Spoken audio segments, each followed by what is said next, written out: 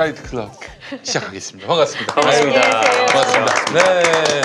벌써 이제 8월로 네. 이제 접어들기 일보 직전입니다. 7월의 마지막 주간. 통상 이 주간에 휴가들 많이 가지 않습니까? 그렇죠. 이번 네, 주에서 다음 보통. 주까지. 네. 근데 근데 올해는 휴가를 어디 가겠다는 사람이 없는 것 같아요. 근데 네, 프랑스는 아무래도. 이 코로나19 와중에도 뭐 해변마다 네. 축제와 해수욕객으로 가득가득 차 있습니다. 우리 국민 수준이 높다는 게 연일 뉴스를 보면서 저는 확인을 하고 있습니다. 네. 어제 해수욕 할 분들이 많이 계시고 또 여름에 이 동해안이라든지 남해안, 서해안도 그렇겠지만은 이 한 해의 그 어떤 대목이 있답니다. 아, 그렇죠. 예, 이거 그냥 넘기면은 그분들 참 타격이 클 텐데. 그렇죠. 네. 어떻게 근데 됩니까? 해수욕장도 지금 예약해야 들어가잖아요. 아 그래요? 네. 어. 네, 일정 제가 부분 이상의 듣기로는- 해수욕장은 네. 네, 그러니까 예약을 보통 하고 우리가 들어가요. 많이 가는 해수욕장들은 주로 이제 예약을 해야 들어가니까 그렇죠. 당일날 가셔서 예약하시는 분들이 되게 많으시다고. 그래서 저는 예약을 해서 가시는 분들이 참 대단하다고. 인공지능 로봇이 사람의 일자리를 대신할 것이라는 예측이 나오고 있습니다. 와, 이런 미래에 사람은 도대체 어떻게 되는 거야? 경기도는 생각합니다. 세상이 바뀌어도 사람은 먹고, 자고, 일하고, 놀고, 사람답게 살아야죠. 이것이 기본소득이 필요한 이유. 기술이 앞서간다고 사람이 잊혀지면 안 되니까. 사람을 사람답게. 기본소득. 휴가 계획 없으십니까? 네, 저는 없는데요. 얼마 전에 보니까 캠핑카가 요즘 많이들. 요즘 그 캠핑카가 아주 대화제이다 네, 보니까. 그래서 뭐 살 돈은 없고 하나 빌려가지고 딸이랑 이 화성 근처에도 예쁜 데가 되게 많더라고요. 예. 그래서 하룻밤 밖에서 자고 오자를 들고 있는 남편이 음. 불편한 숙소는 자기 거부한다고. 네, 그렇죠. 지금 논의 중입니다. 그래서. 그래요. 요즘 뭐 캠핑카 보니까 아예 뭐 침실은 물론이고 뭐 주방도 저기 있고, 샤워실도 주방뿐만 있고. 아니라 화장실, 네. 샤워실까지 있는 거예요. 심지어는 그 화장실까지. 네. 야, 대단하더라고 보니까. 되게 편리해서 한번 가보고 싶더라고요. 어제 음. 제가 텔레비전에서 봤는데 너무 부러웠어요. 부부간의 정이 돈독하지 않은 이상 음. 캠핑카는 사용을 권하지 않습니다. 아, 왜요? 그 좁은 곳에서 생략? 좁은 곳에서 뭐요? 아니 그 캠핑카에서 네. 먹고 자고 해야 되잖아. 네, 그렇지. 그렇죠. 쉽지 않아요. 부부간의 정이 돈독한 사람만이 캠핑카 사용이 가능합니다. 그렇죠. 동지에는 괜찮지 않나요? 네? 전후회랑 동지에로 사시는 분들은 괜찮지 않나요? 네. 그죠? 네. 네. 올여름 휴가 폭설이 계획. 훈련 같네요. 우리 우리 정상근 기자 올여름 휴가 계획. 저요. 뭐 딱히 휴가 계획이 없죠. 뭐 음. 어디 뭐 놀러 갈 수 있는 뭐 상황도 아니고. 음. 예. 그래서 어제 그 잠깐 이 동네 근처에 음. 그 되게 사람이 없다라는 음. 이 계곡이 블로그 글에 소개돼 있길래 아기가 너무 이렇게 심심해가지고 맞아요. 데려갔어요. 네. 네. 그 얘기를 많이 들으셨는지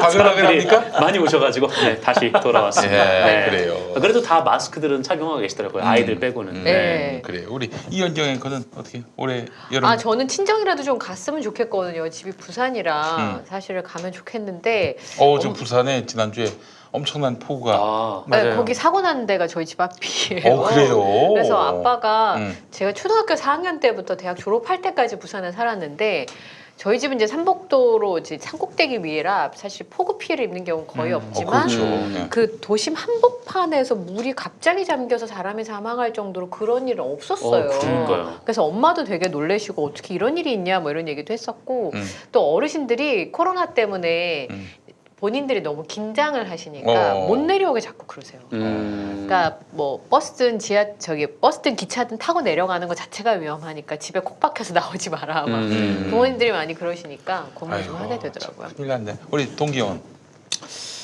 9월 즈음으로 추진만 해볼까 예. 생각 중입니다. 프로젝트는 어떤 알겠습니다. 건데요? 네. 요즘 제주도는 많이 가시더라고요. 그래요. 제주도 네, 네. 많이 가더라고요. 네. 자, 다음 휴가 주 계획- 쉽니다. 네. 제가 시부로서 네. 다 쉬셔야 합니다. 그렇죠. 그렇습니다. 예. 네. 어디 갑니까? 가실 거예요? 예? 어디 갑니까? 저는 이제 제 마음의 고향이자 속초로 속초. 네. 네. 너무 가려고 마음은 먹었는데 이게 또 상황을 봐야 될 것 같아요. 어떨지 네. 모르겠습니다. 그렇습니다. 예. 혼자 자, 갑니까? 응? 혼자 갑니까? 휴가를 혼자 갑니까? 가족이 있는데 예, 물론 뭐 저 혼자 갔다 오기를 가족들은 바라고 그렇죠. 있습니다. 네. 자. 굳이 집에서 보는 얼굴을 또 휴가지에서 봐야 되나? 이 휴가를 예.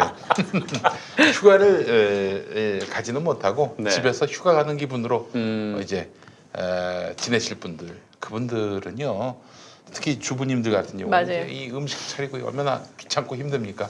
설성목장이 있습니다. 갑자기 설성목장이 네. 있습니다. 아, 그렇습니다. 오늘 진행 네. 굉장히 뜬금없네요. 네, 그렇습니다. 휴가 얘기를 좀 길게 이끌면서 네. 바로 설성목장으로 훅 들어왔습니다. 여기로 들어왔군요. 네, 한돈 고추장 불고기, 간장 불고기를 여러분들께 선사하겠습니다. 네. 대한민국 밥상의 흥행 보증 수표인 돼지 불고기, 아유. 맛있는 돼지 불고기를 구매하실 때 이제는 뭐 고민하실 필요가 없습니다. 항생제 없이 키운 100% 국내산 한돈. 네. 건강하고 맛있게 게다가 압도적으로 저렴하게 먹을 수 있는 설성목장의 한돈 불고기를 여러분들께 강력하게 추천합니다. 네.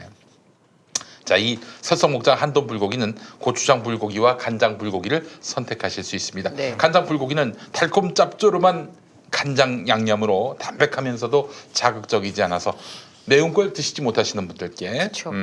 특히 어린 아이들한테는 네네. 밥 반찬으로 정말 좋고요. 그렇습니다. 고추장 불고기는 남녀노소 누구나 좋아하는 바로 그 맛입니다. 다른 반찬 필요 없습니다. 쌈과 고추장 불고기만 있으면 진수성찬이 완성됩니다.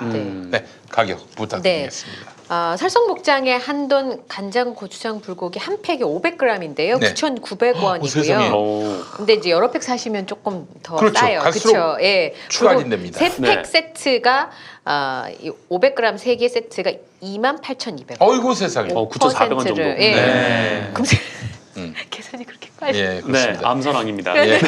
추가 할인이 친여 됩니다. 성향이고요. 네, 예. 5% 추가. 근데 사실 이런 거 네. 하나 가지고 여행 가시면 굳이 그 엄마가 뜨거운 불 앞에서 고생 안 하셔도 되고. 그렇죠. 예. 그래요. 자, 이 냉동이 아닙니다. 냉동으로 하시는 분들 냉동이 많은데. 아닌가요? 자, 신선한 냉장 제품입니다. 아. 예, 냉장 한돈 불고기를 이 가격에 만난다는 거는 거의 불가능한 일입니다. 네, 가장 저렴한 3팩 세트를 강력하게 추천합니다. 자, 설성목장의 한우 왕만두에서 김치 왕만두가 나왔습니다. 오늘 또 오. 하나 나왔어요. 아하. 네. 육즙 가득한 한우에 김치와 채소를 더해서 만든 설성목장의 진짜 한우 김치 왕만두. 한우로 만든. 한우로 만든 김치 왕만두예요. 너무 고급진 거 아닌가요? 그렇습니다. 예전에 그 트러플 김이 있었어요. 아 맞아요. 트러플로 만든 김 김. 중에 네. 최고급 김. 전 짜장면을 트러플 넣어서 한다는 건 들어봤어도. 음. 예, 그 홍대 대박 났다 그래서. 네네. 그래요. 네. 자, 출시 기념으로 400g 한 팩은 6,000원, 400g 세 팩은 16,900원에 압도적 최저가에 만나보시기 바라겠습니다. 네. 그래요. 자, 이제 먹을 때가 됐습니다. 아유, 그러니까 세상에. 보여주고 뭐 이런 것도 없어요. 그냥 마구 드시는 그럼 거예요. 아유, 우리 엄미애 씨가 얘기도 안 했는데 이렇게 밥을 가져오셨어요. 고맙습니다. 제가 센스짱입니다. 되는데. 센스짱이에요. 예, 고맙습니다. 감사합니다. 밥 가져오라고 소리친 사람은 누굽니까? 제 옆에 있는 사람. 엄미애 씨 마음의 소리였습니다. 네. 마음의 소리였어요. 예, 그래요. 아유, 세상에. 그냥 와우. 자,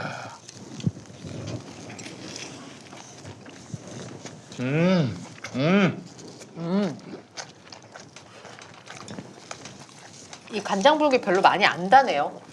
보통 달짝지근하게 많이 하는데 많이 안 달고 담백해서 괜찮을 것 같아요. 이제 도축된 돼지가 네. 당뇨가 있어가지고 설탕을 별로 안 좋아해요. 농담.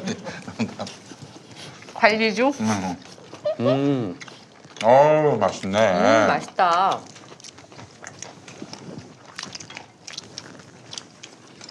야 고추장은 양념이 맛있네요. 아주 잘 돼 있네요. 네. 이게 고기가 좋으니까 양념도 잘 받는 거지. 좋네. 아니, 저 고기가 별론데 그렇습니다. 부드럽네요. 굉장히. 네. 보통은 불고기는 살짝 질기지 않나요? 근데 굉장히 부드럽네요, 진짜. 그렇죠. 굉장히 이렇게 찔겨가지고 꼭 씹어야 되는데 잘 넘어가요. 많이 안 씹어도. 한우로 만든 왕만두도 한번 먹어보겠습니다. 정말 잘 만들었습니다. 아유, 명품이네, 명품. 여기 사장님은 뭐 하시는 분입니까? 원래 목장. 사장님이 뭐 하시나요? 사장님 아시죠? 그러네요. 혹시 사장님이 돼지인가 해가지고. 아 만두 진짜 맛있습니다 이거. 아, 그래요? 그래서 이거부터 우선 먹고. 아 이거 이제 돼지 간장 돼지 불고기 좋아하시는 분들 많아요. 네, 이거 되게 간장한 것도 되게 맛있어요. 네. 그러니까 죽기 전에 이거 한번 먹고 죽어야 된다. 맞습니다. 이거 앞으로 여기만 이용할 것 같네. 야, 만두 진짜 죽입니다. 네. 너무 맛있을 것 같아요. 만두 너무 맛있어요. 제가 김치만두를 좋아해서. 그래요? 네, 전 외국 가서 못 살 것 같아요. 김치를 자주 못 먹으면. 김치 좋아하시는구나. 부산 김치가 좀 세잖아요, 음식이. 많이요? 서울에서 먹으면 좀 왠지 좀 많이 좀 밍숭밍숭한 거. 담백하잖아요.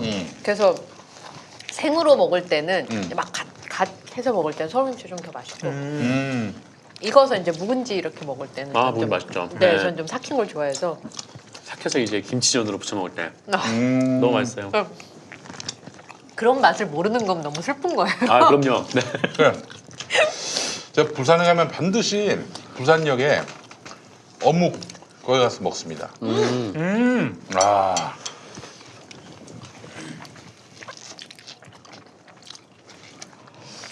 부산역에서 드실 줄 아는 거면 진짜 맛있는 거 아시는 거예요. 그 어묵 공장이 2개가 있거든요. 부산역 앞에. 그래서 아침에 7시, 8시 되면 어묵 나오는 시간이 있어요. 빵 나올 시간처럼. 그때 가서 드시면 따끈따끈해서 진짜 맛있어요. 그래서 어릴 때도 어묵 나오는 시간에 엄마랑 가서. 아유. 딱 그 시간에 맞춰서요? 부산에 아주 뭐 전기를 타고 나셨네 우리 저 이현주 앵커가. 네? 엄마 따라. 그 영도로 놀러 가. 근데 거기 젊은이 분들은 인천 저 부산에 네. 어디로 주로 놀러 가세요?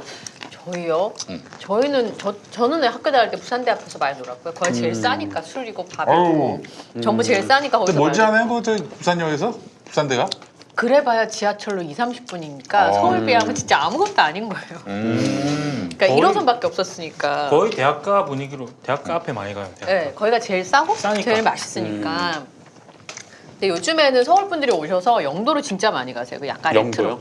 레트로한 느낌이 있어가지고 그 뭐 좀 산토리니 약간 그런 느낌으로 절벽에 이렇게 집에 다닥닥 붙어 그거는 있거든요. 저기 아닌가? 그래요? 그 저기 그거는 그 어디야 오페라 있는 데 그쪽 아닌가? 아. 그 송도 해수욕장 가는 길에. 네, 그쪽에도 있고 음. 이게 이제 다들 피난 내려오셔가지고 어. 급하게 집을 지어서 살았던 흔적들이 많아서 여기 영도에 가서 그러고 노니까 재밌더라고요. 그리고 이게 약간 여기 종로랑 비슷한 게 집들이 그냥 있고 사람이 살고 있어요. 맞아요. 근데 그 앞에 물건을 내놓고 파니까 남의 집에 쑥 들어가서 물건을 사서 쓰고 아 그래요?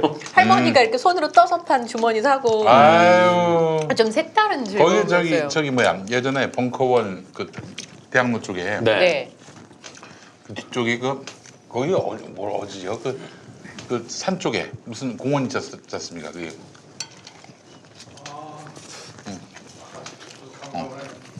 낙산. 낙산 쪽에 네. 있어요. 그냥 그런 것들을 좀 보존하고 또 그 아름다운 삶의 자취들을 보존하면서 그래서 또 새로운 어떤 볼거리, 즐길거리를 맞아요. 만들어야 되는데 네. 그걸 다 엎어버리고 그냥 거기다 콘크리트 아파트를 지으니 천박하다는 말이 나오지. 천박한 도시가 되지 않길. 네. 아 저는 얼마 전 TV 보니까 애기 엄마들이 요즘에 아이들이 다 집을 네모나게 그린다면서요? 네. 집이 다 네모나니까. 네, 집이 다 아파트. 네모나니까 아이고, 그래도 그렇구나. 우린 지붕이 있었거든요. 그렇지. 근데 요즘 아이들이 그리는 집에는 지붕이 없대요. 다 아파트에 사니까. 아,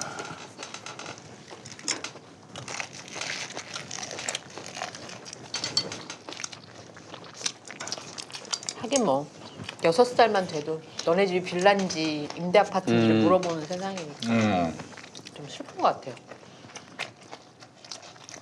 아 진짜 근데 생각보다 심각해요. 뭐가? 심각해요. 예전에 음. CBS에서 방송 마치고 혼자서 그냥 커피 한 잔 마시려고 이렇게 있는데 그 애들 또래가 지나가더라고요. 그게 끼케봤자 초등학생 정도밖에 안 보였는데 야 그 대화가 대화가 장난 아니에요. 저는 처음에 한참을 쳐다봤어. 뭐라고 했길래요? 우선 한국말로 했죠. 분당 가면 영어로 하는 아이들이 있어서 깜짝 놀란다고 하더라고요. 그러니까 이를테면 이런 거예요. 저 목동에 아파트 단지 많잖아요. 아 맞다. CBS 목동이죠 참. 아파트 단지 많은데 그 무리의 또래들은 그 아파트 단지 안 살고 거기 이제 고급 주상복합 이런 게 있습니다. 백화점 목동에 되게 많아요. 그쪽 라인에 사는 애들 같아요. 근데 목동에 그 아파트 단지 거기도 장난 아니게 아파트 비싸거든요. 그쵸. 거지들하고 놀지 말라고. 아 정말?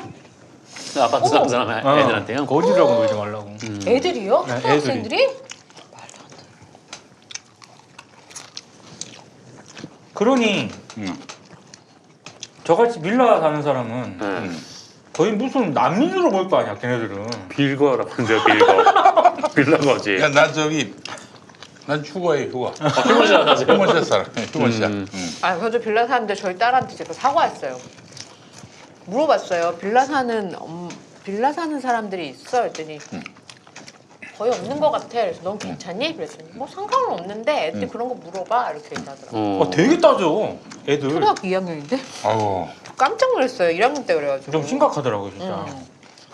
요새 이렇게 몇몇 단지들이 그 1000세대 이상인가 지으면은 뭔가 임대동도 하나 이렇게 지어야 지어야 된대요. 돼요. 무조건 해야 되잖아요. 근데 그 임대동을 그 다른 동하고 확연히 구별되게 짓는 거예요. 문도 다르게. 네. 문 출입구도 다르게. 출입구도 다르고 에이, 나쁜 색깔도 다르게 칠하고 그리고 막 그 보통 층이 한 30층이라면 그 임대동 층은 한 10몇 층 이렇게 확 낮아 보이게 아 거기 사는 사람을 딱 알 수 있도록. 네, 그렇게 한다라는 거예요. 그래서 이러니 천박하단 말이 나오는 거예요. 그럼 이런 건 천박해. 천박해요 진짜.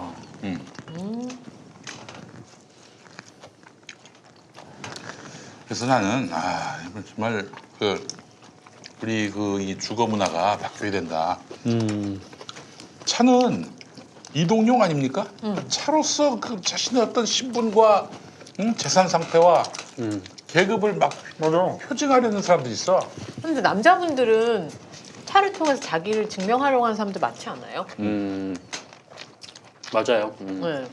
그래요? 외제차 타는 사람 꽤 있더라고요. 아 맞아. 어떤 차, 어떤 모양인지가 자기의 약간 퍼스널리티라고 생각하는 남자분들이 되게 많더라고요.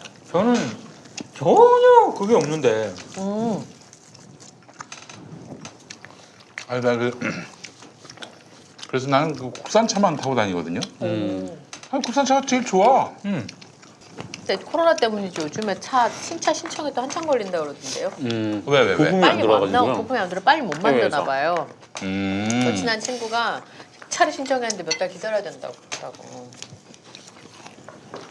정말 기적적으로 다행인 게 무슨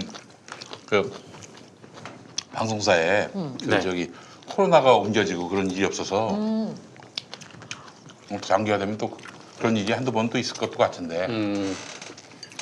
지금 서울시청에도 확진자가 나와서. 그래요? 정부청사에도 나왔었죠? 네. 저번 주였던 것 같은데. 지금까지 뭐 방송 진행자가 그게 걸려가지고 네. 방송을 못하거나 그런 일이 없었을 거 아니에요? 아직 그런 일은 없었어요. 그게 좀 희한해. 그쵸. 아 개인차만 타고 다니니까 그런 거 아닐까요? 그래요? 제일 큰 문제는 뭐냐면 이게 사실 진행자들은 여러 프로 안 하잖아요. 그렇죠. 맞아요. 딱 그 한 군데만. 방송만 맞아. 하는데 게스트가 문제예요. 우리 저 정상근 같이 1위. 거의 모든 방송을 다 다니는 게스트가 만약에 걸렸다. 걸렸다 그러면 이제 라디오 방송은 중단되는 거지. 전에 거의 역적되는 거죠 역적. 맞아요. 뭔가 좀 목이 살살 좀 간지럽고 살짝 콧물이 나는 것 같더라고요. 그래서 너무 무서워서 1339에 전화를 했어요. 그래서 제가 지금 이런데요. 어디 위험한데 간대놓고 뭐 어떻게 하면 좋죠? 막 이렇게 물어봤어요. 그랬더니 일단 동네 병원을 내원해서 한번 진단을 받아보라고 하더라고요. 그래서 갔더니 그 축농증이 좀 있다고 그렇게 얘기를 해가지고 코로나가 아니라. 네, 어쨌든 뭐 다행이었습니다. 아 정말 10년 감수했어요. 아 검사가 혹여나- 너무 아프더라고요. 검사가 아픈 것도 내시고 이게. 검사 어땠어요? 네. 어구. 저희 새식부 가서 왔는데 너무 아파요. 그래서 진짜로 검사 받는 것도 그 어른도 그런데 애기들은 진짜 아 고요. 그러니까요. 저는 뭐 검사 받는 거 그렇던데 애기한테 이거를 훅 놓는다고 하니까 아이고. 아 그 너무 무서운 거예요. 그 검사를 받는. 그래도 언니들이 그 양성이 나오는 게. 그 애기들 할 때는 횟수를 조금 줄여서 심혈을 기울여서 해주시고요. 남자분들이 보통 그런가. 저는 남자한테 하면 입으로 나오는 거 아닙니까? 저는 24시간 자가격리 해봤잖아요. 아 그래서 와이프가 그 중구 서대문 쪽에 그 외부 회의에 참석했는데 그 다른 층에서 확진자가 나온 거예요. 오. 그러니까 이제 아유. 그 엘리베이터가 동선이 겹친다 그래가지고 딱 연락이 오더라고요. 보고 전화 와요. 그래서 무조건 그 나오면은 가족은 24시간 자체 자가격리를 해야 네. 돼요. 야 진짜 갑갑해요. 아니 뭐 배달은 안 됐죠. 배달 아니 사람이니까. 그런 것도 뭐 저기 시켜 먹으면 안 되고요. 딱 거리두기 2m 집 안에서도. 그래서 이 쓰고 마스크 쓰고 진짜 이 마스크 쓰고 집 안에서 안녕. 아 제가 가족끼리도 밥도 따로 먹어야 돼. 무조건 24시간 그 결과 나올 자가격리 때까지. 해야 되니까. 근데 왜 우리 아내는 항상 그러죠? 걱정하시는 겁니다, 현수님이. 언제든 걸릴 수 혹여나, 있으니까. 네. 네. 언제 걸리면 안 활동량이 되셨으니까. 많으시니까. 아, 그래요? 응. 근데 어제 어떤 남편분이 혼자 있고 싶을 때 자가격리하고 싶다고. 왜 아빠가 자가격리하면 아이들도 그 방에 못 들어오잖아요. 그러네. 어제 저희 아들이 새벽 4시에 일어났어요. 자가격리 하고 싶더라고요.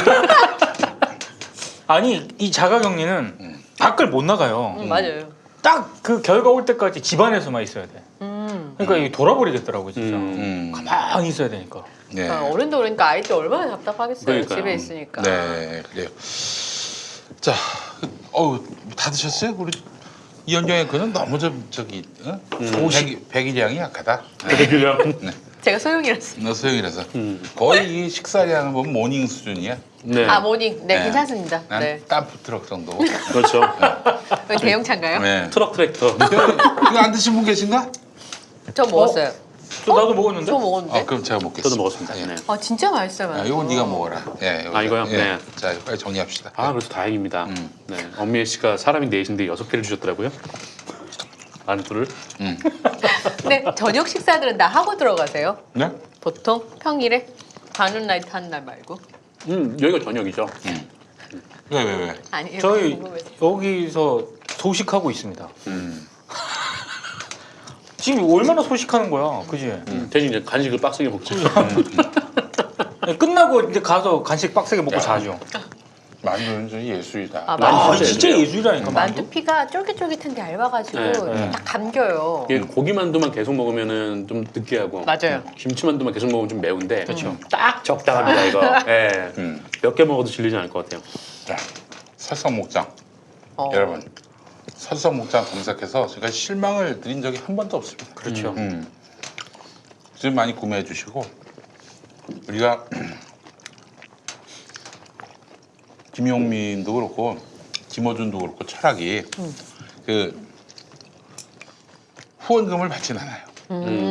우리가 후원금을 받는 건 없죠. 네. 그 뭐 저기 슈퍼챗 보내시는데 그것도 후원금이라면 후원금이지. 그러나 대개는 저희가 김용민닷컴으로 모십니다. 그러니까 우리는 뭔가를 주시면 돌려드리는. 네. 슈퍼챗은 아마 기쁨을 드리는, 즐거움을 드리는, 정보를 드리는 막 그런 게 아니에요. 이름을 불러드리는. 네, 그래요. 저 우리 정상근 동지 이 턱에 이게 아주 섹시합니다. 네. 들켰나요? 집에 가서 먹으려고. 아이, 참나 아이, 이거. 걸렸네. 네. 귀여우셔. 네, 정말 설성목장 한돈 고추장 불고기, 간장 불고기 많은 사랑 바랍니다. 네, 요리 실력이 필요 없어요. 네. 엄미에도 할 정도면은 이건 뭐 진짜 밖에서 듣고 네. 있습니다. 손발만 있으면 돼, 손발만.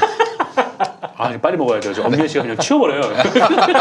방금 끝나면 마음이 급해. 빗뚜룩뚜룩 그냥 다 빼버려요. 네, 얄짤 없습니다, 우리 네. 엄미애 씨. 자, 천하의 엄미애 씨도 최고의 셰프가 되는. 네, 밖에서 김용민. 째려보고 밖에서 있습니다. 아예 찾아오고 듣든 있습니다. 만든 멋이가 안 들려 지금. 네. 안 들려. 네. 우리 엄미애 씨가 이렇게 만들었는데도 이렇게 맛있을 수가 없어요. 네. 자 여러분 김용민닷컴 많은 구매 바라겠습니다. 요즘 좀 8위를 달리고 있어. 아 그래요? 여러분 좀 구매 좀 해주세요. 아 김민닷컴이요? 네. 재난지원금은 또 지급해봐야 또 우리하고 상관이 없어서 아 인터넷이라서. 네, 좀 안타깝습니다만. 근데 어쨌든 이거 보통 음. 그 이렇게 제조가 돼가지고 나온 음식은 되게 그쵸. 짜요. 그렇죠. 네, 근데 간이 많이 안 강해서 아이들하고 같이 드셔도 좋을 것 같아요. 자, 관훈 라이트 클럽 함께 하겠습니다. 우리 민동기 형님 어떤 이야기부터 해볼까요? 이게 이제 언론계에서 항상 돌았던 얘기가 있습니다. 음. 윤석열 지금 검찰총장이 서울중앙지검장 시절 때 음. 유력 언론사 사주와 음. 좀 비밀리에 만났다. 라는 얘기가 계속 돌았었어요. 네. 근데 이게 팩트로 확인이 되지는 않았었거든요. 쉽지 않잖아요, 확인하기도. 본인이 거기에 대해서 뭐 구체적으로 언급을 한 적도 없고 네. 언론사들의 취재가 더 추가적으로 진행이 된 적도 없고 아. 그냥 썰로만 계속 돌았는데 이게 이제 드디어 확인이 됐습니다. 음. 뉴스타파를 통해서 확인이 됐는데 네. 이 보도는 많은 분들이 아마 보셨을 겁니다. 음. 예, 보셨는데 제가 좀 이걸 보면서 좀 이해가 안 되는 게 통상 그 언론사 간부들의 카운터 파트너가 있어요. 그렇죠. 그러니까 검사장급이 됐든 뭐가 됐든 간에 검찰 간부들이 그 언론사 간부를 만날 때는요 최고위급 윗선이 편집국장 정도예요. 그렇지. 그 위로는 못 올라가요. 음. 그러니까 특히 사주는 거의 없어요. 이례적이에요. 근데 검찰총장도 아니고요. 네. 중앙지검장입니다. 예, 중앙지검장의 카운터 파트너는 언론사에서 국장도 아닙니다. 네. 뭐 부장급. 부장급이에요. 사회 부장급. 예, 사회부장급이에요. 정도. 예. 근데 윤석열 지금 검찰총장은 서울중앙지검장 시절 때 조선일보 다른 것도 아니고 방상훈 사주와 회동을 가졌다라는 거거든요. 이거는 박상기 전 법무부 장관이 뉴스타파 쪽에 확인을 해준 오. 그런 내용입니다. 실제로 박상기 전 법무부 장관이 본인이 법무부 장관으로 있을 때 윤석열 총장하고 방상훈 조선일보 사장 회동 사실을 보고를 받았었다. 윤대진 검사장과 대검찰청이 그러니까 뉴스타파가 이걸 확인 요청을 했는데 윤대진 검사장은 본인 아는 바 없다라고 얘기를 했습니다만 박상기 전 법무부 장관은 윤대진 검사장으로부터 자기가 보고를 받았다라고 얘기를 했어요. 그러니까 이건 팩트인 것 같습니다. 근데 뭐 만날 수도 있지 않느냐라고 혹시 얘기하시는 분이 있을까봐 미리 말씀을 드리는데 이거는 만난 적이 한 번도 없을 정도로 굉장히 이례적인 사안이에요. 네. 중앙지검장하고 언론사 사주는 지금까지 중앙지검장급에서 언론사 사주를 만난 적은 제가 알기로도 없고요.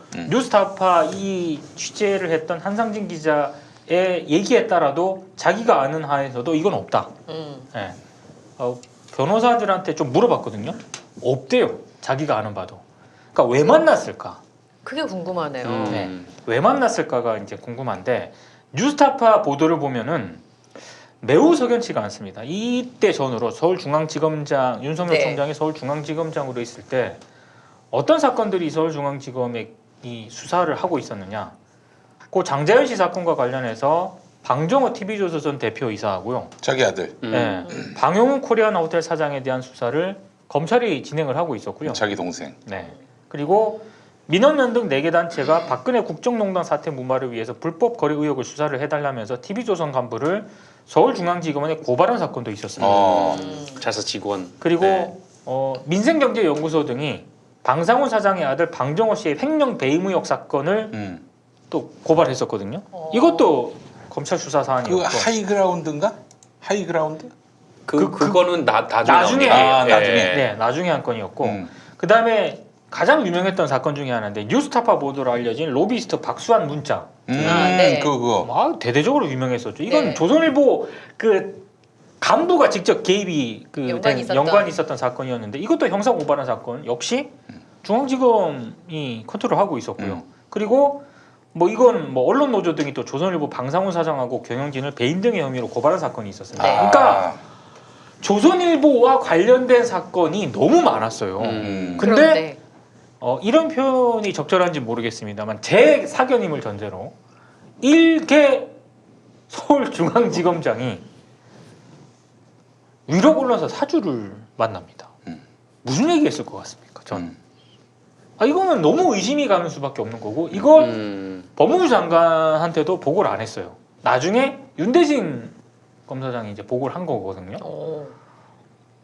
저는 이거 단순한 부적절성을 넘어서서 매우 뭔가 이상한 흐름과 심지어 아니 그때 방상훈 사장이 저기 중앙지검장 만나서 무슨 얘기했을까?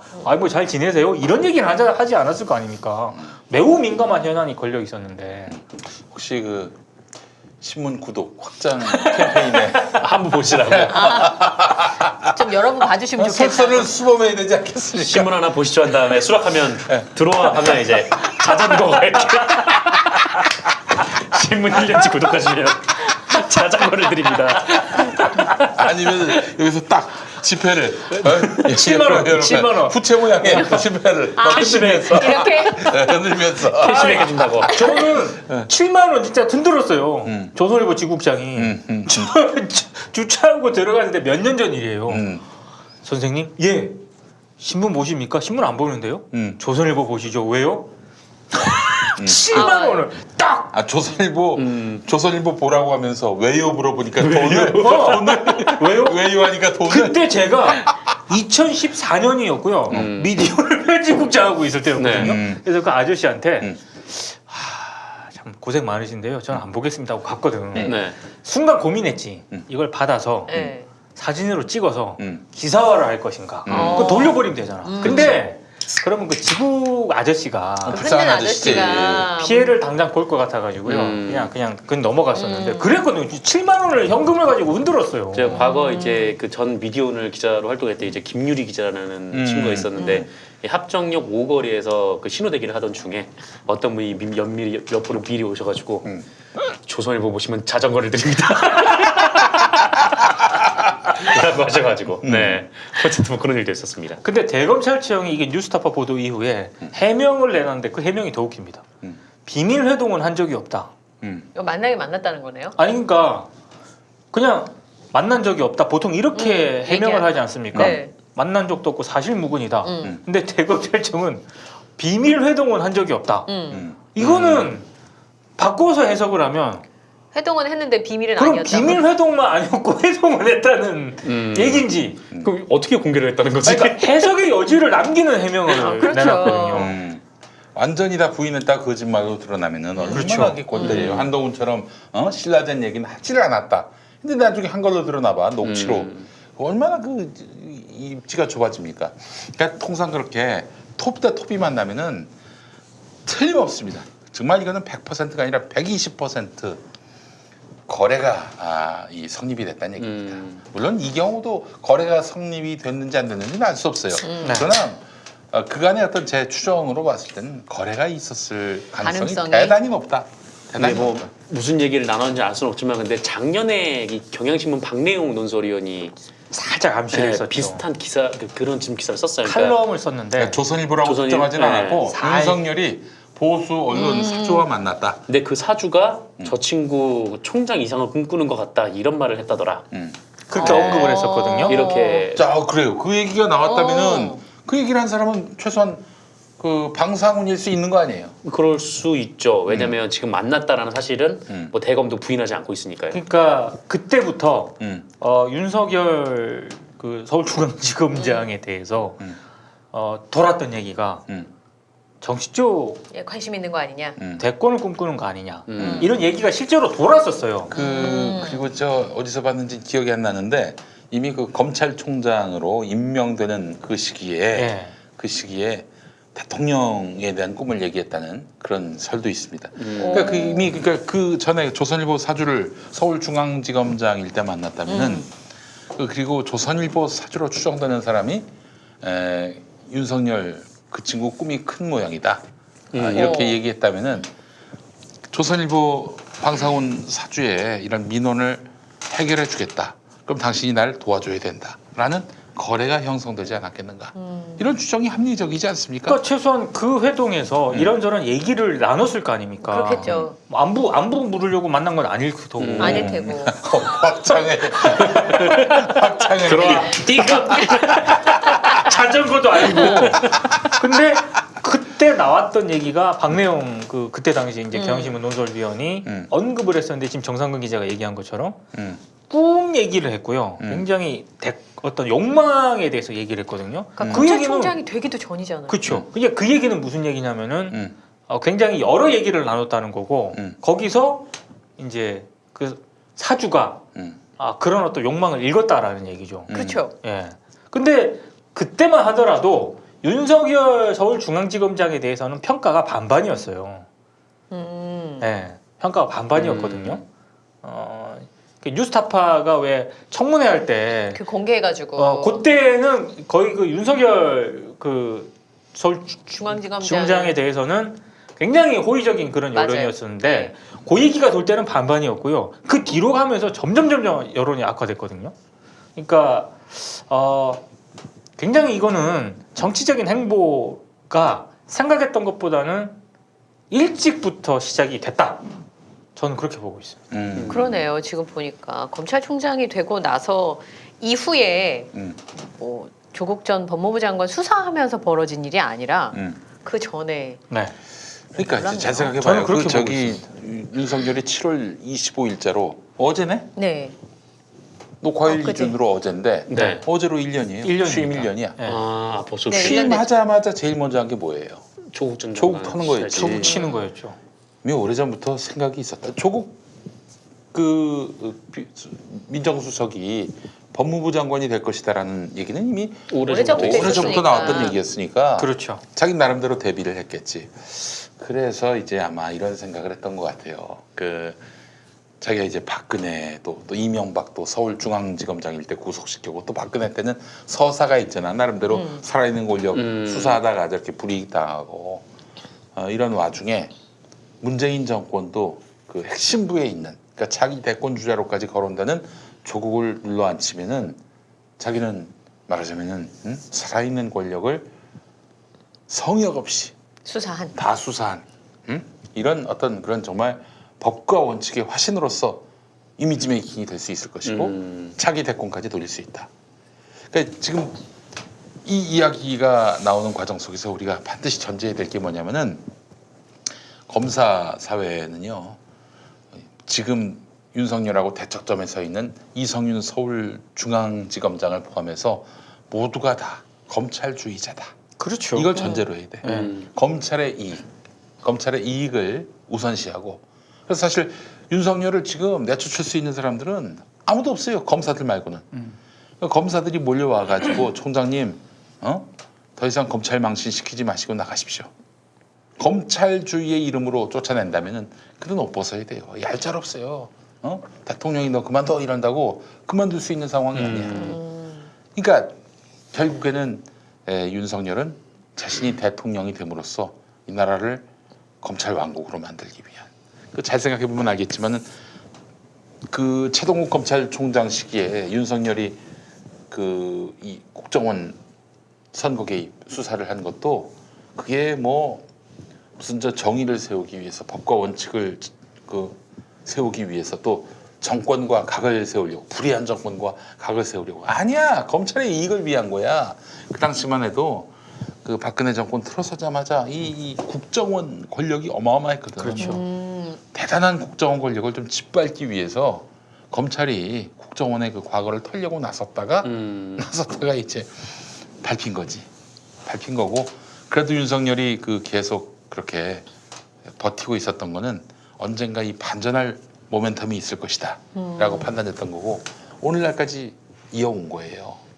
그런데 사실은 윤석열이 조국을 친 이유 중에 하나는 또 동기 중에 하나는 공수처지 공수처. 네. 공수처는 또 조국의 브랜드고 그러니까 공수처를 만들려고 하는 조국을 짓밟음으로써 공수처 설립을 완전히 원천 차단하고 검찰의 이익을 극대화하고 자신의 이미지를 최대한 고추 세워서 나중에 이제 대통령이 돼가지고 이 나라를 온전한 검찰 왕국으로 만들려고 하는, 누군가는 검찰 공화국이라고 하는데 잘못된 표현입니다. 공화국은 참 좋은 표현이에요. 모두가 평화롭게 되는 걸, 그럼 공화국 아닙니까? 검찰 왕국이지. 검찰 왕국을 만들려고 하는 그런 꿍꿍이 속에 놓였고, 그런 흐름으로 우리가 이해를 한다면은 윤석열의 이런 기행을, 한동훈의 기행을 알 수가 있는 거예요. 그러니까 이런 어떤 조선일보 방상훈 사주랑 이렇게 중앙지검장 시절부터 비밀리에 만나고 그리고 이런 게 거의 뭐 이렇게 회자가 됨에도 불구하고 본인은 어떠한 코멘트도 하지 않고요. 그 법무부 장관이 보고를 받았는데 굉장히 황당했다 하는 거 아닙니까? 박상기 법무부 장관이. 그 황당했고 그 1년에 그 뒤에 벌어지는 상황들을 보면은 이거는 그냥 해석이에요. 저희 내피셜인데 검찰총장 되고 나서 조국 법무부 장관을 치지 않습니까? 그리고 윤석열 총장의 최측근 한동훈 검사장은 실패했지만 유시민을 치는 게 발각이 되죠. 실패합니다. 그러니까 조국과 유시민을 치려고 했지 않습니까? 너무 이게 정치적인 행보로 보이는 거죠. 그러니까 그 전까지는 그냥 뭐 어떤 철저한 검찰주의자, 그래서 였다면. 검찰주의자에 따른 정말 검찰 조직의 이익을 지키기 위해서 공수처 출범을 앞두고 검찰 개혁에 목소리를 내왔던 인사들에 대해서 무리한 수사를 한 게 아닌가라는 지극히 상식적인 수준의 의심. 의혹만 가지고 있었는데 이렇게 사주를 비밀리에 만나고 이 1년의 흐름을 보면 단순히 그것 이상의 뭔가가 있다. 다른 꿈이 있었다. 예, 그리고 단순히 그거는 약간 빅피처가 있었다. 뭐 빅피처가 있었다라고는 생각을 하고 싶지 않지만은 쳤던 선수들의 면면을 봤을 때 다 대권 주자로 거론됐던 그쵸? 인물들이거든요. 예. 글쎄요, 이게 단순히 무슨 검찰주의자 이런 걸로만은 해석이 안 됩니다. 네. 본인의 묘하네요. 어떤 정치적인 어떤 그런 야망과 욕망 이런 것도 투영이 된 게 아닐까 이렇게 좀 의심이 지금 되더라고요. 윤석열이나 한동훈은 끊임없이 검사 사회에 메시지를 전하고 있어요. 그렇죠. 내가 지금 정권에게 탄압받고 있다. 네. 야, 우리가 죽으면 검찰, 우리 왕국도 무너지는 거야. 어? 그 너희들 이거 방치할 거야? 지금 막 SOS를 치고 있는 상황인 거예요. 예. 왜? 그러니까 보통 이 정도 되면 던지잖아요. 자기 옷을 벗죠. 네. 음. 그러니까 안 던지고 있거든요. 전 저것도 나름 욕망이 있다고 봐요. 그렇지. 뭐 서사를 만들어야 되는 그쵸. 거야. 서사를. 만들어야 되거든요, 스토리를. 잘려야 되는. 네. 끌려 나가야 되는. 네. 그것도 좀 의심을 하고 있죠. 자, 그래요. 알겠습니다. 조선일보 방상훈 이 양반을 만났어요. 윤석열이. 참 사람이 참 낡았네. 조선일보 도움을 얻어가지고 뭐 나중에 뭐 큰 꿈을 한번 이뤄보겠다 이런 계산이 있다면은 정말 낡은 사람인 거예요. 요즘 조선일보 뭐라고 떠들건 간에 조선일보가 하도 요즘에 또 저를 들먹입니다. 이거 오늘도 지금 이거 모니터 할지 몰라. 모니터 네, 한답니다. 내가 경고하는데 야 그거 너희 사주 그거 굉장히 골치 아플 또 사주가 굉장히 골탕 먹을 파일을 내가 입수했어. 어? 이거 또 이렇게 나 디스해봐. 그 깔 수가 있어. 조심해. 그거 깔 땐 그냥 깔지 않아요. 땡땡땡 기자의 보도로 인해서 열받아서 깝니다. 이렇게 할 거야 이 새끼야. 너 그런 식으로 해서 사주한테 눈 받게 나면 이 미래가 있겠냐? 조선일보에서 TV조선에서 조심해. 어? 실제로 형은 말을 그냥 말로만 끝나는 사람이 아닙니다. 아시잖아요. 잘 알죠. 네. 실천으로 항상 옮기는 사람입니다. 언행일치. 응? 아니 실제로 언론계 그 몇몇 관계자분들이 응. 저한테 그런 얘기해요. 응. 관훈이라든가 이런 거 조선일보 기자들이 모니터 한다고. 그러니까 나를 안 건드리면은 내가 그 파일은 내가 쥐고만 있을게. 그런데 뭐 건드리기만 해봐. 진짜 가만 안 있어 내가. 아주 너무 궁금한데 한번 건드려보면 뭐가 나오는지. 예. 나오는지. 7만 원 나오는 거 아니야? 듣다가 내가 놀랐다 야 그거 보고. 야, 그것 때문에 또 저 방상훈이나 만나자고 하면 어떡하지? 만나야지. 만나서 7만 원. 7만 원 주머니에 보는 거 아닙니까? 알겠습니다. 조심해. 조심해. 아, 형이 화나면 진짜 깔 수가 있어요. 조심하셔야 됩니다. 아니 근데 네. 조선일보 기자들은 요즘 그 어디 막 무단 침입 이런 거 잘하지 않습니까? 아, 얘들 왜 그런 거지? 왜 그런 거야 여기 도대체? 무단 침입하는 거 아니에요? 아니 근데 왜 그런 거예요? 그 뭐 어떻게 하면 좀 쌍팔년 우리 저 저널리스트로서 현장 저널리스트로서 한번 추론을 해봐요. 아니 몰래 들어가서 사진 촬영해서 보도한단 말이지. 그 보도할 목적으로 그랬을 거 아니야. 그렇겠죠. 특정 욕심인데 그런데 그래도 기자인데 사회적인 어느 정도 그 자기 얼굴이 있고 브랜드가 있는데 그러다 걸리면 무슨 개망신인데 그게 왜 그런 짓을 할까? 쫙겠죠 위에서. 위에서 예. 그거는 조직 문화와 연관이 있는 수단과 방법을 가리지 않고 특종을 만들어 와라. 그렇죠. 그래서 이제 딱 들어가다 걸렸다 그러면 수단과 방법을 가리지 말라 했지 내가 언제 그 불법 행위하라 했어라고. 그때가 아니 전화니까. 왜냐하면 드루킹 사건 때도 TV조선 기자가 그랬잖아요. 그 무단 침입했어요. 무단 침입했잖아요. 네. 그러니까 조직 문화와 좀 연관이 있는 것 같아요. 쪼는 거예요 계속. 그러니까 네. 이제 조선일보의 나올 수준이 그 정도로 이제 추락했다라고 보면 돼. 80년대, 90년대는 그래도 운동권도 들어가고 뭐 나름대로 생각이 있고 사회적인 어떤 저명성도 있는 이런 사람들이 조선일보의 편집국의 어떤 그런 하나의 어떤 공동체를 이루었는데 요즘에는 고급 인력들은 다 방송으로 가고 어디서 저 그냥 좀 안 되는 애들이 이제 지금 조선일보에 가 있는 것이 아니겠는가. 근데 예전에는 선배들 얘기 들어보면 이렇게 버린 주워가지고. 휴지통 있잖아요. 맞아요. 찢어버린 이거를 이렇게 뒤져가지고 조각 맞아요. 맞추고 아 그런 경우 어. 굉장히 많죠. 이런 경우는 많은데 이거는 그냥 들어가서 이거잖아요. 야 이거는 진짜 아니고 이거는 진짜 세절용지를 뒤지고 그러니까, 있던 그 시절이 이거는- 난 대체 왜 그랬던가. 그렇게 들어가면 간단한 일을. 아니 이걸 왜 그러냐고. 어? 그러니까 이게 막 그 얘기 들어보니까 되게 황당하더만요. 그 아침 일찍 청소하시는 분들이 있잖아요. 거기 청소할 때 살짝 들어가가지고 이렇게 찍다가 일찍 나온 공무원한테 걸려가지고 무슨 개망신입니까 이게. 저 조선일보의 수준이 그렇게 떨어졌어요. 진짜 예전 같지가 않아. 그 요즘 또 조선일보 얼마나 일을 많이 시킵니까? 장난 아니에요. 네. 노력 많죠. 또 꼰대들이 몇 층이에요? 여기 8층이야? 몇 꼰대들 모여 있는 데가 어디야? 조선일보 5층인가 8층인가? 층수를 모르겠습니다. 하여튼 그 X층 사람들, 네. 그래가지고 그 놓친애들, 완전히 그 꼰대들, 할배들 이런 사람들이 막 그냥 그 낡은 시대의 영화에 매달리면서 그런 사람도 있거든. 지금 시대가 어떤 시대인데 유튜브로 뭐 그야말로 모든 유튜브가 모든 미디어를 압도하는 시대에 그렇죠. 여전히 종이신문 지금 10년 전만 해도 한 80%가 봤었는데 20년 전이었나? 20년 전. 20년 전쯤. 네. 예.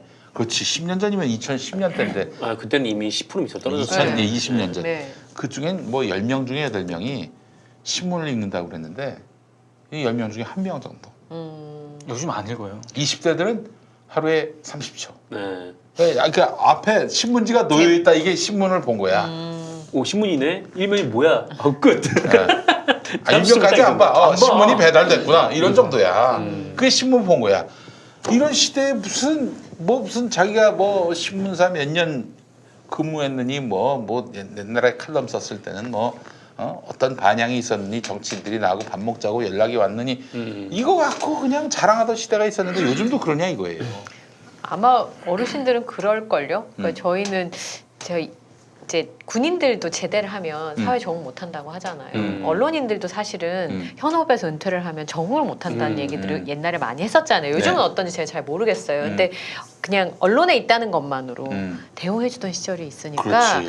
그리고 이제 현업에 있을 때는 나랑 같이 일하자는 사람들도 많잖아요. 네. 그렇지. 근데 이제 현실 감각이 사실 별로 없어요. 맞아요. 예. 네, 그러다 보니까 제대한 군인들처럼 사회 적응 잘 못한다는 얘기 많이 하잖아요. 그게 그런 거부터 시작되는 거잖아요. 실제로 언론사에서 그 다닐 때는 기자, PD 뭐 이럴 때는 다들 정말 아, 그럼요. 엄청나게 떠받들다가 퇴사를 해봐. 와, 아무것도 없어요. 거기서부터 이제 인생 공부가 시작되는 거야. 해보니까 알겠더라고요.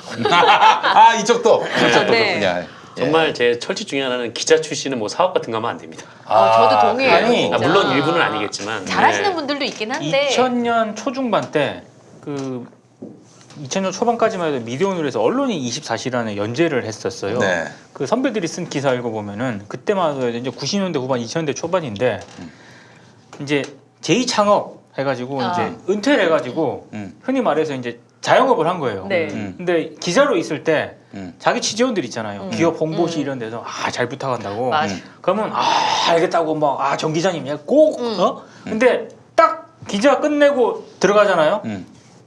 처음에만 가고 그 뒤부터는 싹 입 닦아요.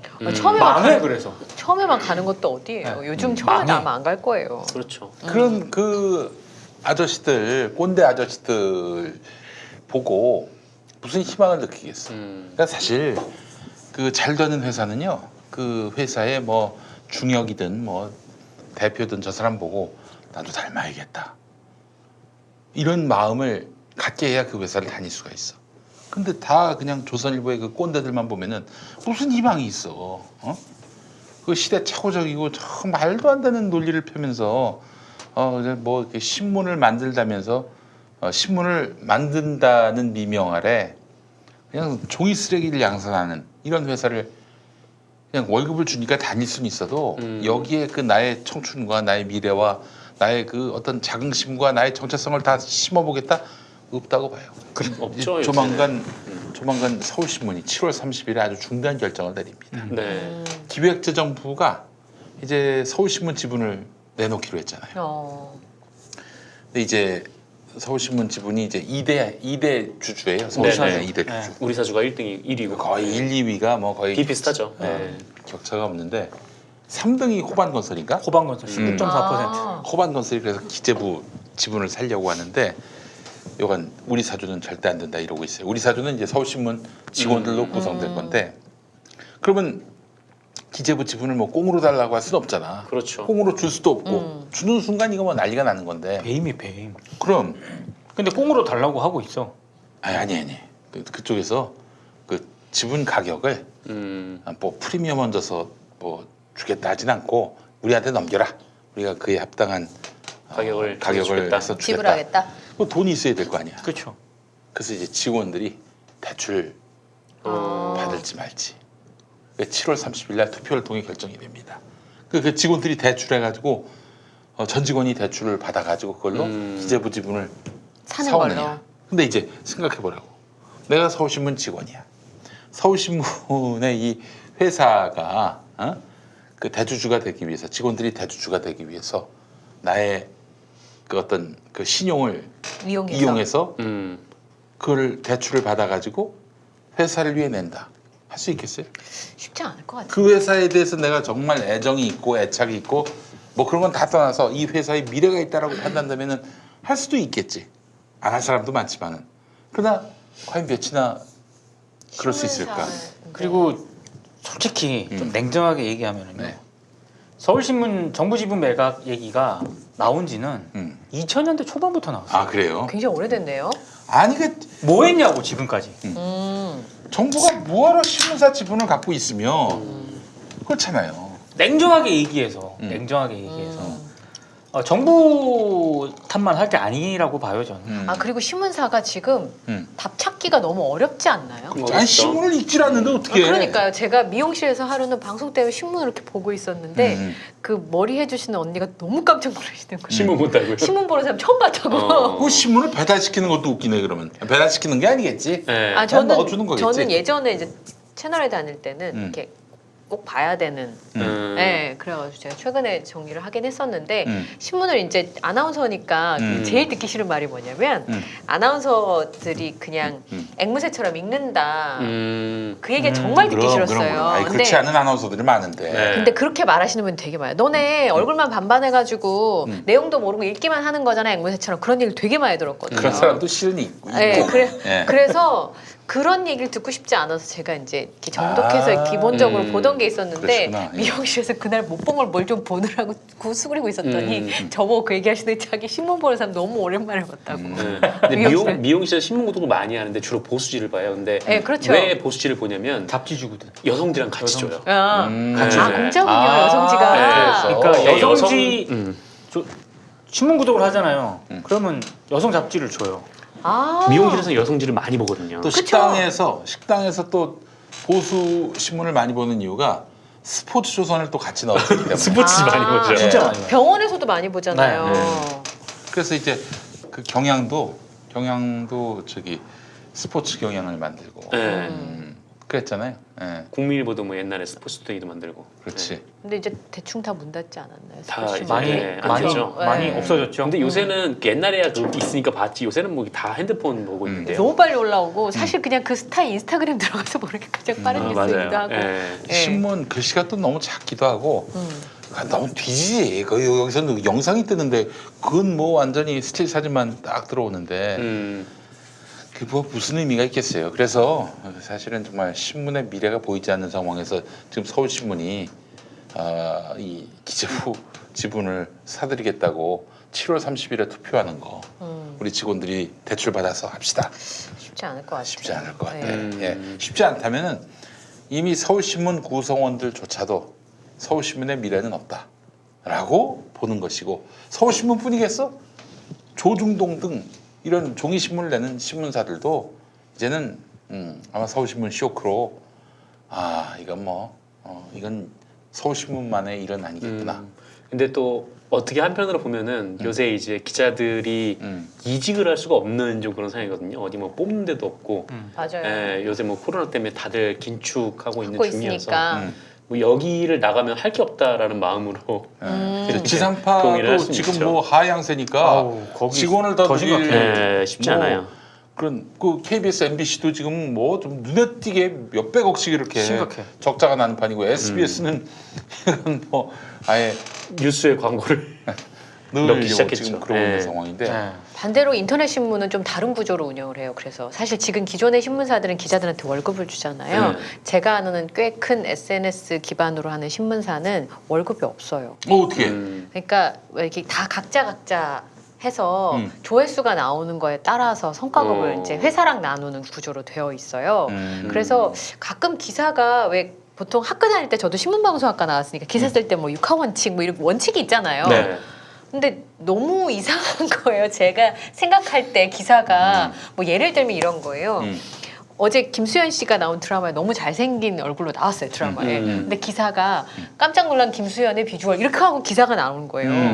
그래서 제가 약간 적응이 안 돼가지고 이런 걸 기사로 써도 되는 거야? 그래서 지난주에 아리스토텔레스입니다. 아리스토텔레스가 문재인 대통령한테 편지를 쓴 중앙일보 기사가 중앙일보 그 기자가. 인터넷판인가 그 지면에 실렸겠지 설마.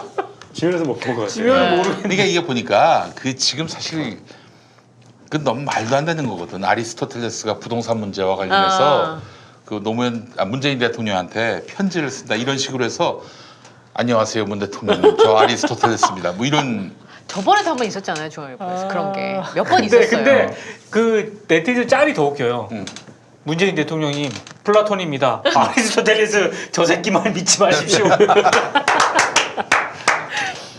근데 이거 보니까 지난 시간에도 얘기했는데 그런 말도 안 되는 그런 기사가 나오면은 기자가 좀 쪽팔려야 되는데 그게 아니라 하여튼 욕을 먹든 뭐 박수를 받든 조회수가 많으면 장땡인 거야. 장땡이 됐어. 예. 조회수 올리는데 일조를 해줬네 제가. 그러니까 어그로를 끌다고 저도 방금 하잖아요. 한번 다시 봤습니다. 어그로를 끌면 돼. 어그로를 끌면. 예, 그 그- 앞으로 그러면 이 신문 기사나 인터넷 신문 기사가 얼마나 허접하고 그냥 엽기적인 그런 것들이 많이 나오겠는가. 그러니까 SNS를 기반으로 하는 인터넷 신문사들이 이제 적은 인력으로 수익을 만들어야 되니까 그런 식으로 생존 방식을 정했어요. 그리고 그게 꽤 효과가 있었거든요. 그랬더니 이제 기존에 있었던 미디어들의 인터넷판들이 아까 지금 말씀하신 그런 스타일로 그러니까 저는 학교 다닐 때 신문에 나오는 기사는 새로운 거여야 된다고 배웠는데 요즘 SNS 인터넷판에 나오는 기사는 3년 전의 얘기를 다시 맞아요. 기사처럼 그런 경우가 굉장히 많고 그래서 이게 기사인 건지 그냥 뭐 읽어보는 글인 건지 약간 구분이 안 되는 그런 부분들이 있으니까 그러니까 이렇게 몸집이 가벼운 SNS 기반으로 하는 인터넷 신문사를 이기기는 사실은 큰 회사들은 무겁잖아요 기본적으로. 그렇지. 임금도 많고. 그렇죠. 예, 거기 일하는 친구들은 임금 진짜 조금 받거든요. 그리고 그것마저도 회사 사주랑 이렇게 나누는 구조로 되어 있으니까. 내가 이제 장담하는데요. 수년 내로 지금 또 언론들이 그러니까 모든 국민에게 호응받는 기사는 쓸 수가 없다라고 다들 인식하고 있어요. 그럼요. 어느 한 편, 확증 편향에 쏠려 있는 어느 한 편으로부터 박수 받으면 된다. 뭐 이런 생각 때문에 기사를 그런 방향으로 쓰고 있는 거예요. 그러면 최소한 독자들의 지지와 혹은 후원을 받는 매체만 살아남는 구조여야 하는데 그렇지 않아. 대기업들이 자본을 앞세워서 그렇게 말 잘 듣는 언론들한테 계속해서 뒷받침해주니 망해야 될 언론들이 계속 연명하고 있는 거 아니겠어요? 그래서 지금 여론 시장을 교란하고 있다. 네. 이런 생각도 들고 그래서 저는 이제 향후 한 10년 안에 기자 고시 이런 게 하나 생기지 않겠는가.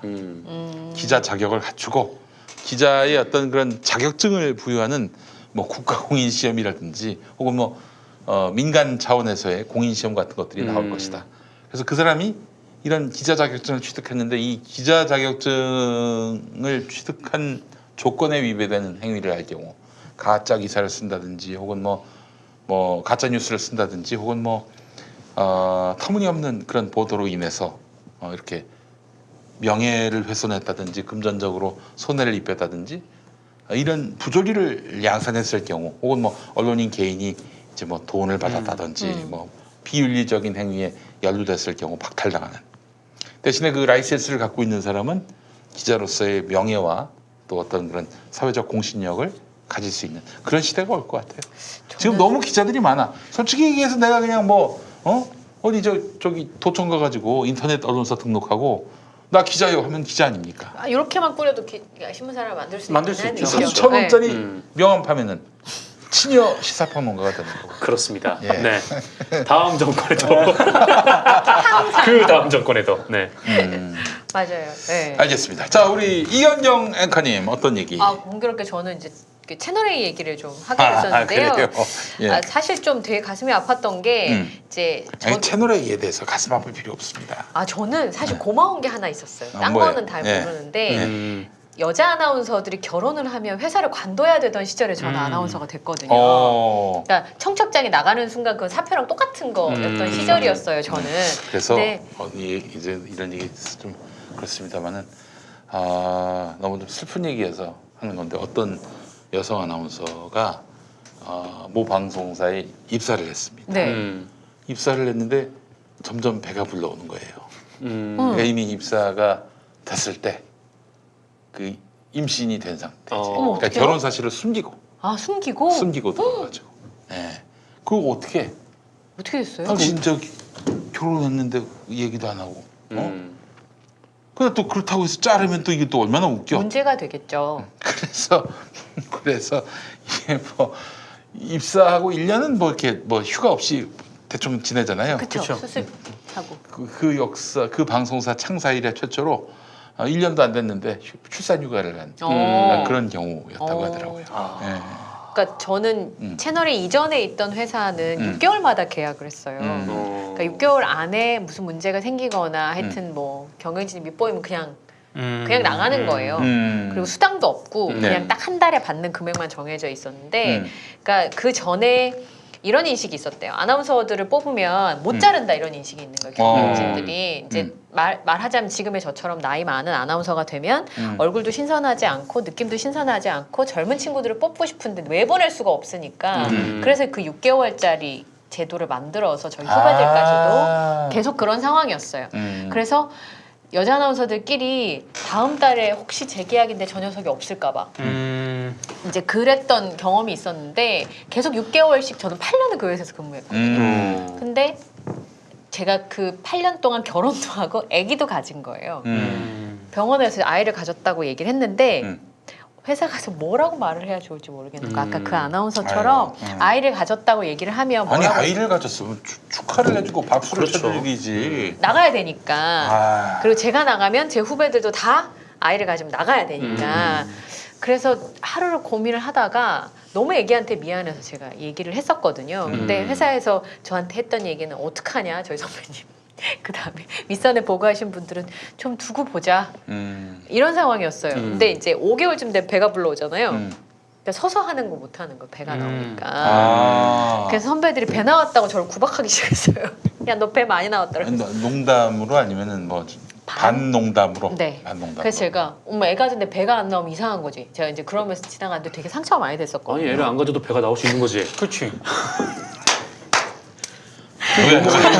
왜날 봐? 그게 욕먹을 일입니까? 네. 근데 그때 종편이 개국을 한 거예요. 제가 배가 불러 있을 때. 오. 근데 채널A에서 배가 불러져 있는 저를 면접을 봤어요. 7개월쯤 됐는데 면접, 그러니까 배가 제법 나왔는데 그래서 이제 밑에 임원진들을 망설이신 거예요. 오자마자 진짜 가자마자 출산휴가를 가야 되는 아니 상황이었어요. 저 경력직이겠지 이쪽은. 그래도 그래서 어떻게 할까 고민을 하다가 제가 다른 데서도 오퍼를 받았는데 채널A 회장님이 온 지 2달 만에 출산휴가를 법적으로 못 가나요? 이렇게 얘기를 하셨다는 거예요. 알아보니까 상관없대요. 옮기고 얼마 있다 출산휴가 가든지.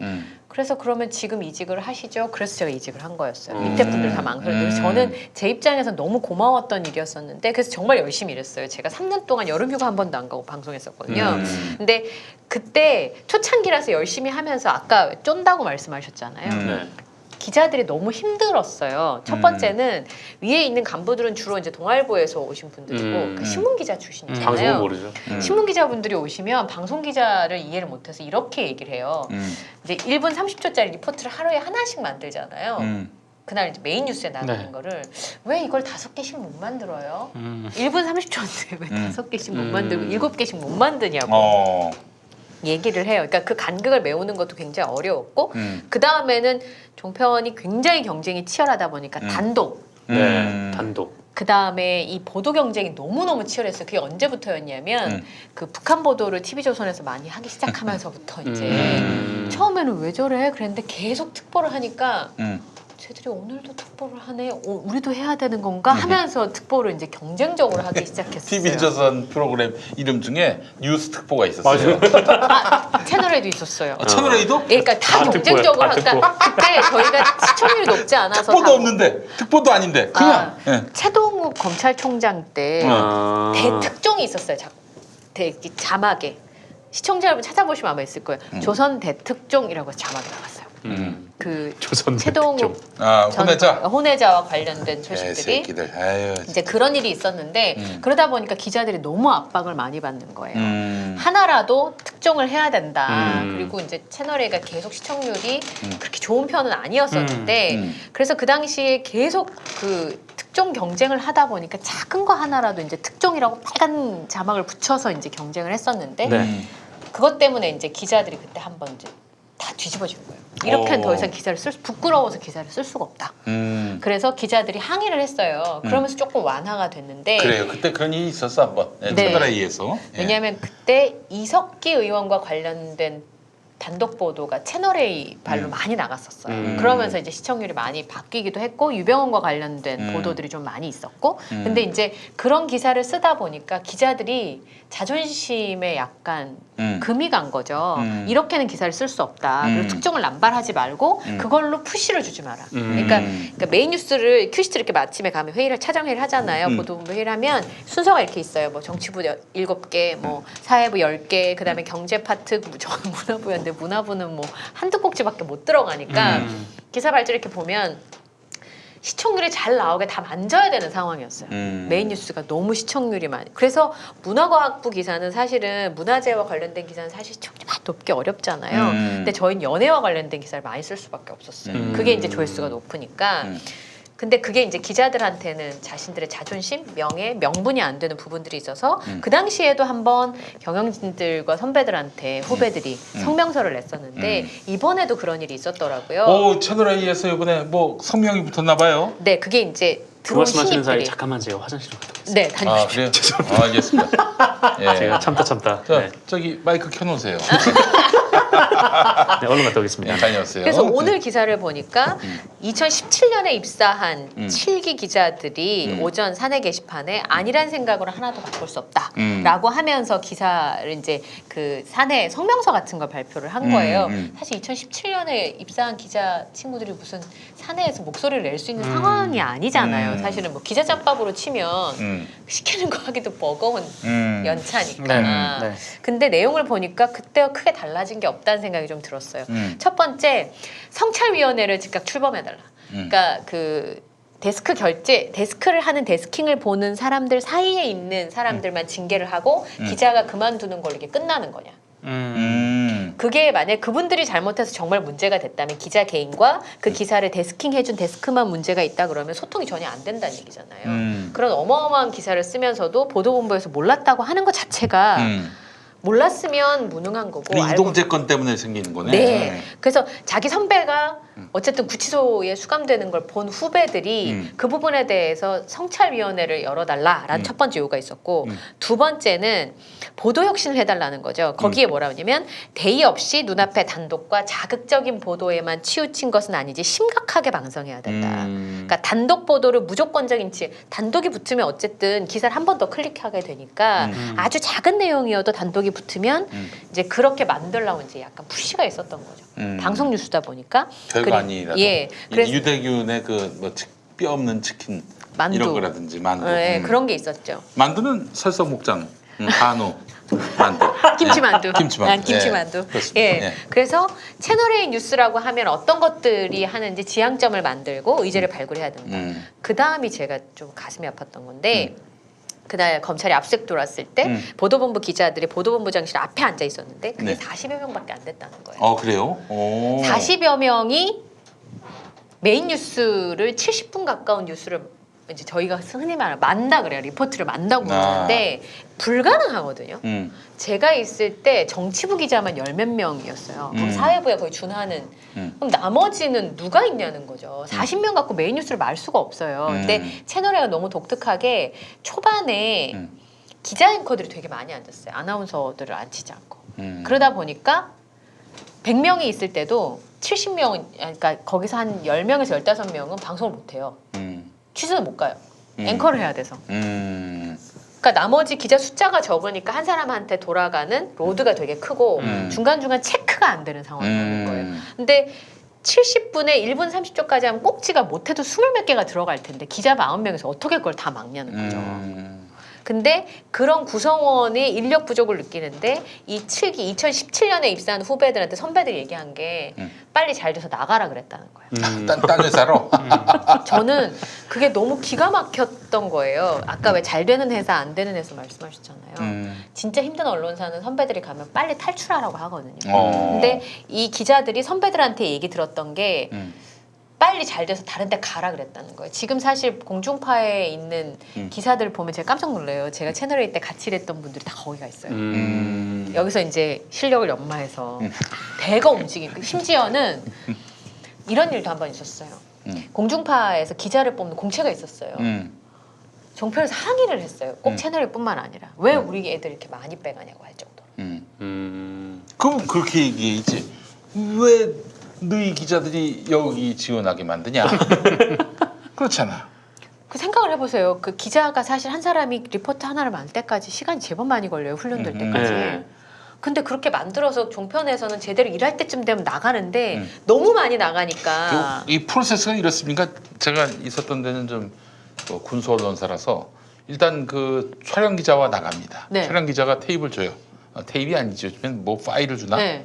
뭐 SD 카드로 주나? 네. 하여튼 해가지고 그 말하자면은 찍은 영상들을 쫙 불러 모으고 자료 영상이 있으면 DB에서 뽑아가지고 맞아요. 그래서 자기가 이제 컷 편집만 쫙 해. 그래놓고 이제 자막 쓰고 그리고 그래서 CG 감독한테 종편 감독한테 넘겨가지고 자기 리포트 녹음하고 해서 그렇게 해서 리포트가 만들어집니까? 예, 지금은 조금 다른데요. 지금은 파일로 그냥 업로드가 돼요. 클라우드 안에. 그러니까 뭐 이렇게 매체를 가져갈 필요는 없고요. 그다음에 기사를 보도본부 시스템에다 쫙 쓰면 거기에 맞춰서 편집실에서 편집을 다 해줘요. 대신에 기자가 옆에 붙어서 좀 특이한 그림들이 있잖아요. 보도는 이제 그런 부분들이 있으니까 요 그림 다음에 요 그림을 붙여주시고요. 네, 그 뭐 치킨 뼈 자림하면 이런 거. 뭐 그런 거 아니면 여기다 블러를 좀 쳐달라고 한다든지 아. 뭐 아니면 인터뷰를 뭐 음성 변조를 해달라고 한다든지 아니면 또 장면 연출을 좀 특이하게 했을 경우에는 그런 걸 강조해달라고 한다든지 이제 이런 부분들인 거예요. 예. 예전에 어디라고 말씀 못 드리는데 그 어떤 저기 이런 그 말하자면은 박근혜 정권 때 나도 공작 대상이어서 일베들에 그래서 내가 이제 뭐 고향이 원래 저 전라도인데 네. 강원도라고 속였다. 전라도인 것이 부끄러워서 무슨 말도 안 되는 소리 하고 있어. 전라도가 왜 부끄러워? 그러게요. 근데 그런 식으로 소문 내고 다니는 놈들이 있어가지고 내가 그 저기 본적 호적이라고 하죠. 네. 그걸 꺼내서 이제 올렸는데 모 언론사가 이제 그걸 갖고 보도를 해주겠다고 했는데 아니 보도를 하면은 그 저기 주민등록번호는 좀 지워야죠. 지우든지 뭐 모자이크 처리해야 그대로 될 거 아니야. 나갔어요? 그대로 나갔는데 이게 또 그 썸네일이라고 해서 앞에 캡처해가지고 제일 앞에. 지워지질 않는 거야 이게. 지워지질 않는 거야. 그 사진을 다 뺐는데도 네. 그 썸네일은 계속 나오는 거예요 SNS에. 그래서 어. 결국에는 다 지우고 새로 올린 그런 일이 있었는데. 그러니까 요즘 와, 이렇게 그거를 안 업로드하는 했어요. 시스템이니까 이제 그런 일들이 있었어요. 근데 이 후배 기자들이 어떻게 지금 진짜 이건 말이 안 40여 명 가지고 큐시트 1시간 채운다는 건 불가능해요. 그러면 디테일하게 선배들이 봐주고 할 여력이 없는 거예요. 한 사람이 하나를 빨리빨리 말아서 찍어내듯이 쓸 수밖에 없는 기사가 나올 수밖에 없는 상황이고 그다음에 또 하나는 제가 지난주에 그런 말씀 드렸잖아요. 이동재 기자와 관련된 얘기가 터졌을 때 제가 채널A에 있었던 저랑 아는 지인들한테 요즘 분위기 어때? 그냥 물어볼 수 있는 정도? 물어봤을 때 답을 해준 사람이 없었어요. 그래서 저는 제가 외부인이니까 이제는 내부에 있는 얘기를 하기가 좀 그럴 거라고 생각을 했는데 오늘 그 7기 기자들이 한 내용이 이렇게 있어요. 제대로 된 의사소통 창구를 만들어야 된다. 이번 사태에 우리는 대부분의 회사 소식을 타사 기사를 통해서 접했다. 회사는 언제나 선 조치 후 통보였다고 지적한 다음에 압수수색에 이어서 이번에도 회사가 일방적으로 자료 제출을 결정했고 만 하루가 지나서야 기자들은 그 사실을 알게 됐다. 진상조사를 했다는 이유로 검찰의 부당한 자료 제출에 응한 것도 회사 일방적인 결정이었고 적정한 판단이었는지 구성원들은 한마디도 할 수 없다. 아, 이제 우리 이현정 앵커님은 또 이제 예측장이고 또 거기 네. 아는 분들이 많이 계시고 또 너 사랑하는 후배들도 있고 그런데 내가 봤을 때는 이게 너무 말도 안 되는 얘기인 거예요. 아니 이게 무슨 소통이 안 됐다고 불만을 표시할 일이 아니지. 이 사태의 본질이 뭐야? 어떻게 기자가 그 검사하고 이렇게 내통을 해가지고 공범이 될 수가 있냐 이거예요. 뭐 아직 공범이라는 단계까지 뭐 확인된 건 아니지만은 국민들의 인식은 그렇단 말이에요. 그렇다면은 이건 진짜 이거는 이런 상황을 이 방조했던 데스크들 책임져라. 특별히 지금 이 일선 기자 이동재의 잘못이냐 이게 그렇잖아요. 지난주에 우리 허재연 기자하고 또 인터뷰를 했는데 네. 허재연 기자 말로는 그 부산에 내려가서 그 이제 한동훈을 만났다면은 그거는 한동훈한테 심부름을 보낸 거지 이동재하고 한동훈하고 대등하게 대화를 나누고 소통하는 관계가 아니라는 거예요. 그러니까 한마디로 배림 법조팀장 혹은 그 위에 사회부장이 이미 한동훈하고 얘기가 돼 있는 거예요. 막내들 보낼 테니까 뭐 이동재가 막내는 아니지만 그러니까 막내도 갔잖아 솔직히. 네. 가서 그러니까 좀 만나서 뭐 하여튼 좀 뭐 미션을 좀 하게 지시를 해달라 뭐 이런 식으로 얘기를 해서 이동재가 내려갔겠지. 아주 최소한 보고는 받았을 거 아니야. 그러면 어떻게 법조팀장하고 사회부장은 여기에 대해서 저기 뭐 자기는 그냥 뭐 아주 낮은 징계 받고 이동재는 아예 그냥 해고를 시켜버리고 그러니까 이 내용은 그게 잘못됐다, 잘됐다의 뜻이 아니라 자기 회사 일인데 아무것도 아는 게 없었던 거예요. 이제 그 얘기는 뭐 아무것도 몰랐다 이 차원의 문제가 아니라 그러니까 얘기를 안 해주는 거예요. 제가 말하는 지금까지 건. 드러난 것만 해도 사태의 본질이 뭔지를 알 거 아니야. 그거를 다이렉트로 얘기를 해야 되는 그러니까 건데. 지금 그 채널A 내부에서 그런 얘기조차 논의가 되거나 그러니까 민주적으로 기자들은 사실 승진을 해도 부장님이라고 안 부르고 선배라고 부르더라고요. 그렇죠. 예. 왜냐하면 자기가 기사를 배웠을 때 선배기 때문에 선배님이라고 부르더라고요. 그거는 이제 후배지만 의견 개진도 할 수 있고 서로 기사에 대해서 논의할 수 있다는 건데 지금 이 내용을 봐서는 회사에서 무슨 일이 있었는지조차 전혀 알 수가 없었다는 거예요. 그러니까 압수수색을 했다는 게 잘못됐다 잘못되지 않았다 그런 판단이 아니라 압수수색이 들어온다는 기사를 다른 회사 기사를 보고 우리 압수수색이 들어오나 보다 이렇게 됐다는 거예요. 그 알려주면 어떡할 건데? 알려주면 뭐 이거를 우리는 이렇게 하면 안 됩니다라고 뭐 않겠지만. 성명을 붙이고 뭐 스크럽 짜가지고 이런 식으로 하는 법조팀장, 사회부장 나가라 이럴 것도 아니잖아요 지금. 아예 얘기조차가 안 되는 것 같아요. 그러니까 이게 제가 봤을 때. 그러면은 이 기자들은 이게 뭔가 내용이 어떤 건지도 이제 정확히 알 알지 수가 못한 없는 채 그 이동재가 구속된 거에 대해서 이제 비판 성명을 냈다라는 건데 그것도 좀 의아하긴 하죠. 왜냐하면 위에서 진상 조사를 했으면 사내에서 공유하게 되어 있지 않나요? 어느 정도는? 근데 그거 자체가 아마 안 되었다는 생각이 좀 들어요. 이 내용을 봤을 사실 그 때. 배림이라든지 아니면 그 위에 사회부장이라든지 이제 좀 이동재는 어쨌든 해고가 됐지만 나머지 두 사람도 경징계는 아니에요. 이게 정징 6개월이라는 네, 건 상당히 좀 중징계이거든요. 근데 두 사람이 개입한 증거가 채널A가 못 찾았다고 하면서 그럼 이 중징계는 무슨 근거로 내렸냐라는 그러니까 알 수가 그런 없는 생각을 할 거예요. 수밖에 내부에 없는 있는 거고. 사람들조차도 그게 이제 경영진은 설명을 하잖아요. 이게 이래서 이렇게 해서 이렇게 징계를 하겠다 얘기를 하고 사실은 말단 기자도 이의 제기를 할 수 있는 구조여야 된다고 저는 그렇게 배웠거든요. 그러니까 내가 봤을 때는 그 동네는 선배들부터가 아주 그럴듯했고 그러니까 배림하고 그 사회부장 그 사람에 대해서는 뭐 그런 경징계, 그러니까 이동재 해고에 비하면은 뭐 경징계라고도 말할 수 없지. 비하면은 뭐. 정말 뭐 경고 정도인 건데 지금 비밀을 또 공유하고 있기 때문에 쉽게 사태의 본말에 대해서 얘기를 못 하는 걸 거예요.